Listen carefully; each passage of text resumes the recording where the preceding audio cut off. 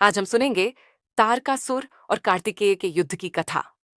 तारकासुर को वरदान मिला था, मृत्यु केवल शिव के पुत्र के हाथों होगी। इस वरदान के बाद उसका आतंक तीनों लोकों में फैल गया। देवता भयभीत हो गए, स्वर्ग तक कांप उठा। अब प्रश्न यह है, शिवपुत्र का जन्म कैसे हुआ और तारकासुर का अंत किसने किया? पूरी कथा जानने के लिए कल इसका पार्ट 2 जरूर देखें। तारकासुर के अत्याचार से धरती और आकाश रोने लगे। देवताओं को अब केवल एक ही आशा थी, शिवपुत्र का जन्म, जिसके हाथों लिखा था तारकासुर का अंत और अधर्म का विनाश। क्या सच में शिवपुत्र जन्म लेंगे और कैसे होगा तारकासुर का वध? यह जानने के लिए इस चैनल को फॉलो/सब्सक्राइब करो और अगला पार्ट मिस मत करना, क्योंकि अगली कड़ी में शिवपुत्र का जन्म होगा। अग्नि से प्रकट हुए शिव के तेजस्वी पुत्र। गंगा की पवित्र धारा में उनका पालन हुआ और कृतिकाओं ने उन्हें अपना दूध पिलाया। ये जन्म साधारण नहीं था, ये एक दिव्य योजना थी। कल सुनेंगे पार्ट 2, पहचान का उद्घोष। आज हम सुनेंगे पहचान का उद्घोष। उसी दिव्य बालक का नाम पड़ा कार्तिकेय। वह केवल एक शिशु नहीं था, वह युद्ध का भविष्य था। अधर्म के विनाश के लिए जन्मा था यह महान योद्धा। कल सुनेंगे कैसे देवताओं ने कार्तिकेय को अपनी सेना का सेनापति बना लिया। आज हम सुनेंगे सेनापति की नियुक्ति। देवताओं ने झुककर प्रणाम किया और बोले, हे शिवपुत्र, आज से तुम हमारे सेनापति हो। स्वर्ग स्तब्ध रह गया, इतिहास रच दिया गया।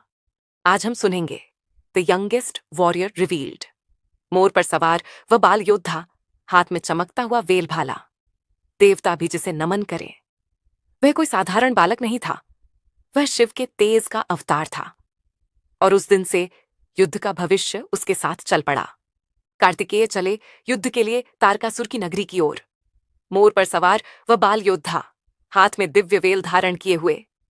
देव सेनाइयां पीछे खड़ी थीं और आगे था उनका सेनापति, एक बालक पर तेज अग्नि के समान।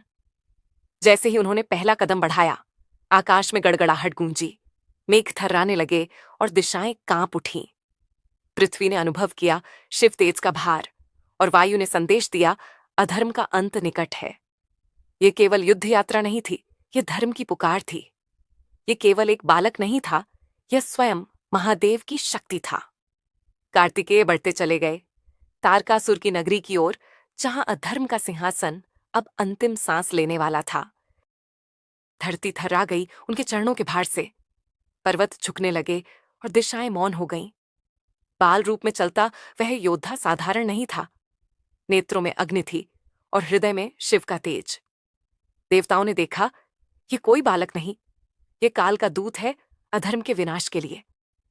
मोर की चाल में भी युद्ध का गर्जन था और प्रत्येक कदम के साथ तारकासुर की हार लिखी जा रही थी।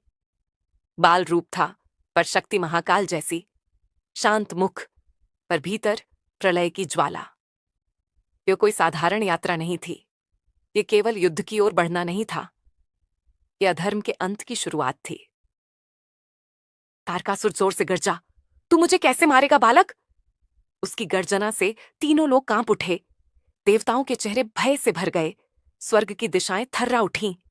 आकाश में बादल घिर आए, वायु में युद्ध की गंध फैल गई। धरती मौन हो गई, मानो समय थम सा गया हो।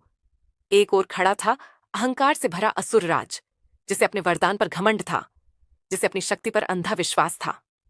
और दूसरी ओर एक शांत बाल योद्धा, चेहरे पर कोई भय नहीं, नेत्रों में केवल धर्म की ज्योति। वह कोई साधारण बालक नहीं था, वह शिव का तेज था, वह अग्नि का पुत्र था, वह युद्ध का उत्तर था। एक ओर असुर का अहंकार था और दूसरी ओर शिव का तेज। कार्तिकेय मुस्कुराए और बोले, मैं बालक नहीं, मैं शिव का पुत्र हूं। उनकी आंखों में था महादेव का तेज और मुख पर था निर्भयता का प्रकाश। मोर पर सवार वह बाल योद्धा धीरे धीरे आगे बढ़ा। धरती कांप उठी, आकाश गूंज उठा। भाले की नोक चमकी, मानो बिजली उतर आई हो। देवताओं की आशा एक ही नाम में सिमट गई, कार्तिकेय। तारकासुर ने फिर गर्जना की, पर इस बार गर्जना डर से कांप रही थी। एक ओर अहंकार का असुर, दूसरी ओर धर्म का बालक। यह केवल युद्ध नहीं था, यह अधर्म और धर्म का संग्राम था। और तभी कार्तिकेय ने भाला उठाया। युद्ध भूमि सन्नाटे में डूब गई, क्योंकि अब युद्ध आरंभ हुआ था। क्या आप जानते हैं, तारकासुर को ऐसा वरदान मिला था कि उसे कोई देवता, कोई अस्त्र, कोई शक्ति नहीं मार सकती थी। उसकी मृत्यु केवल शिव के पुत्र के हाथों ही लिखी थी। और जब युद्ध हुआ तो दृश्य भयावह था। असुर ने उठाया पर्वत, देवसेना टूटने लगी। स्वर्ग का आकाश कांप उठा, धरती भय से थर्रा गई। लगने लगा आज धर्म हार जाएगा, आज अधर्म जीत जाएगा। देवता पीछे हटने लगे, आकाश में चीखें गूंजने लगीं और युद्ध भूमि पर केवल विनाश बचा था।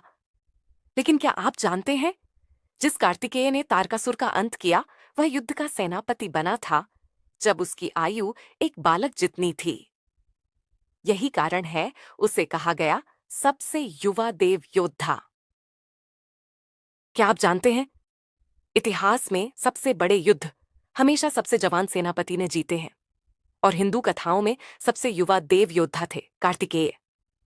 असुर ने उठाया विशाल पर्वत, देवसेना टूटने लगी, आकाश कांप उठा, धरती भय से भर गई। तभी कार्तिकेय आगे बढ़े, हाथ में चमकता दिव्य वेल। शिव शक्ति से भरा वह प्रहार बिजली की तरह गिरा असुर पर। एक ही वार में हुआ चमत्कार, और उसी क्षण तारकासुर का अंत हुआ। और विज्ञान भी कहता है, युवाओं की प्रतिक्रिया शक्ति सबसे तेज होती है, उनकी मांसपेशियां सबसे ज्यादा ऊर्जा छोड़ती हैं। शायद इसलिए धर्म की रक्षा के लिए ईश्वर ने भी युवा शक्ति को चुना। क्या भी आप जानते हैं, देवताओं का सेनापति एक बालक था, नाम था कार्तिकेय। देवता मुक्त हो चुके थे, स्वर्ग में उत्सव छा गया था। चारों दिशाओं में गूंज उठा विजय का घोष। असुर का अंत हुआ और धर्म की जीत हुई। पर यह केवल कथा नहीं है, यह संदेश है। वैज्ञानिक दृष्टि से देखें तो जब समाज में अराजकता बढ़ती है, तब नई ऊर्जा, नई पीढ़ी, नई शक्ति जन्म लेती है। कार्तिकेय युवा शक्ति का प्रतीक है, जो अन्याय के विरुद्ध खड़ी होती है। यही कारण है ये कथा धर्म की नहीं, मानव चेतना के जागरण की कहानी है। देवता मुक्त हुए, स्वर्ग में उत्सव छा गया, युद्ध समाप्त हुआ, अधर्म का अंत हुआ, और एक बाल योद्धा विजय का प्रतीक बना। क्योंकि वैज्ञानिक शोध भी कहते हैं, जब किसी समाज में आशा और ऊर्जा की कमी होती है, तो नई पीढ़ी की शक्ति परिवर्तन की शुरुआत करती है।